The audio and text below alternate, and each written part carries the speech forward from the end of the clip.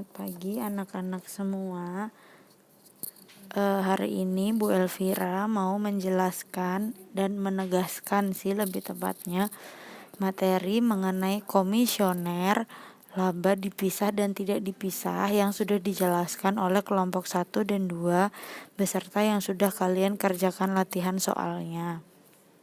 Nah, pada materi ini Bu Elvira akan menegaskan mengenai jurnalnya saja, karena Bu Elvira sudah beranggapan bahwa teorinya kalian sudah memahami. Nah, ini adalah jurnal untuk komisioner laba dipisah. Nah, untuk komisioner laba dipisah, biasanya soal yang diberikan itu pertama adalah adanya pengiriman barang dari pengamanat. Maka jurnalnya adalah tidak di jurnal atau hanya dicatat dalam memo saja ketika kita menerima barang dari pengamanat, karena kita posisinya adalah komisioner, orang yang memiliki toko yang dititipkan oleh barang. Kenapa tidak di jurnal? Karena sebagai komisioner kita tidak boleh menganggap barang tersebut sebagai penambahan persediaan di toko kita karena hanya dititipkan. Kemudian ada penjualan konsinyasi. Nah, biasanya dalam satu transaksi itu kalian akan langsung mencatat 4 jurnal ini. Jurnal penjualan, jurnal laba, jurnal beban, dan jurnal hutang. Nah, untuk jurnal penjualan konsinyasi, kita akan mendebet kas atau piutang dagang dan mengkredit barang komisi. Mendebet kas atau piutang dagang itu dilihat dari transaksinya, apakah dibayar tunai atau secara kredit.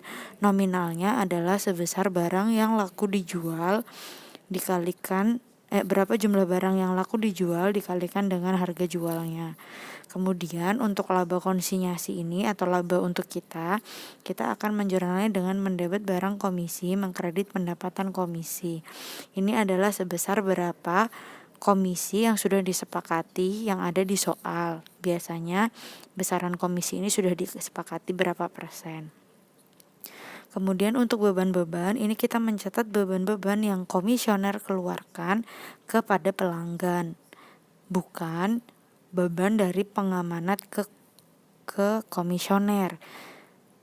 Yang kita catat di sini adalah pengeluaran dari komisioner ke pelanggan, apapun itu jenis bebannya. Bisa beban angkut, beban reparasi, beban perakitan, beban pemasangan. Nah, ini kita menjurnal dengan mendebet barang komisi, mengkredit kas sebesar berapa total pengeluaran beban-beban yang kita keluarkan di tanggal tersebut. Kemudian yang keempat, ini yang kemarin terlewatkan juga Bu Elvira jelaskan, sekalian Bu Elvira ralat di sini. Nah, kita juga akan menjurnal hutang supaya nanti ketika diaplikasikan di buku besar itu akan menjadi balance. Nah, kita langsung mencatat hutangnya juga dengan mendebet barang komisi dan mengkredit hutang CV atau PT, atau istilahnya di sini adalah hutang si pengamanat itu, siapa nama pengamanatnya. Sebesar berapa hutang kita, sisa hutang kita yang nanti akan kita bayarkan. Kenapa? Karena ketika kita menjual barang, anggapannya barang itu laku masuk ke kita komisioner, itu akan menjadikan hutang kita ke pengamanat. Maka barang komisi di debit kreditnya hutang dagang ini sebesar berapa sisa hutang kita. Cara mencarinya dengan cara total penjualan dikurangi dengan laba konsinyasi dikurangi dengan barang komisi. Bukan barang komisi tapi beban-beban yang sudah kita keluarkan, maka ketemu total hutangnya. Lalu yang terakhir adalah pelunasan. Jurnal pelunasannya dengan mendebet hutang pengamanatnya siapa dan mengkredit kas. Nominalnya adalah sebesar total keseluruhan hutang mulai dari awal transaksi sampai akhir. Nah, biasanya pelunasan ini juga disertai dengan pelaporan yang sudah kita buat untuk pengamanat.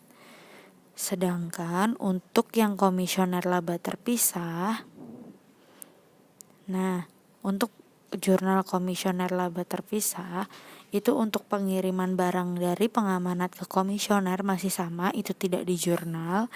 Sedangkan ketika ada transaksi penjualan barang, jurnal yang akan kalian buat hanya 3 ini, berbeda dengan laba yang dipisah.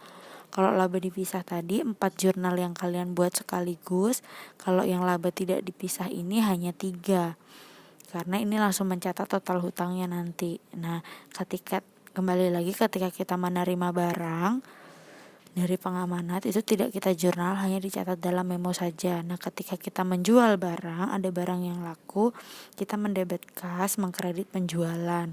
Ketika tunai, ketika kredit kita mendebet piutang, mengkredit penjualan, nominalnya adalah sebesar berapa unit yang laku dijual dikalikan dengan harga jualnya. Kemudian kita mencatat bebannya. Beban yang kita keluarkan, beban yang komisioner keluarkan itu kan akan diganti sepenuhnya oleh pengamanat, maka kita akan mencatat dengan mendebet hutang nama pengamanatnya siapa dan mengkredit kas. Kenapa di sini hutangnya didebet? Karena dari total penjualan ini nanti uang yang masuk ke kita, penambahan kas yang ada di perusahaan kita itu kan menjadi hutang kita ke pengamanat yang nanti akan kita bayarkan. Nah, maka si beban ini karena ditanggung oleh pengamanat, maka kita kurangi hutangnya gitu. Jadi hutang pengamanat didebet dan mengkreditnya kas. Kemudian untuk komisi, nah ini kita dengan mendebet pembelian, mengkredit hutang pengamanat. Berbeda dengan yang tadi laba dipisah, kalau yang komisi laba dipisah tadi itu sebesar komisinya berapa, sedangkan kalau yang ini kita mendebet pembelian, mengkredit hutang pengamanat, nama pengamanatnya siapa, sebesar sisa dari hutangnya. Jadi semisal kalau komisinya 20%, maka 80%-nya berapa dari komisi tersebut, atau bisa kalian cari dari berapa total penjualannya dikurang berapa persen komisi yang sudah disepakati. Untuk lebih jelasnya, mari kita lihat latihan soal yang kemarin sudah kalian kerjakan pada video berikutnya.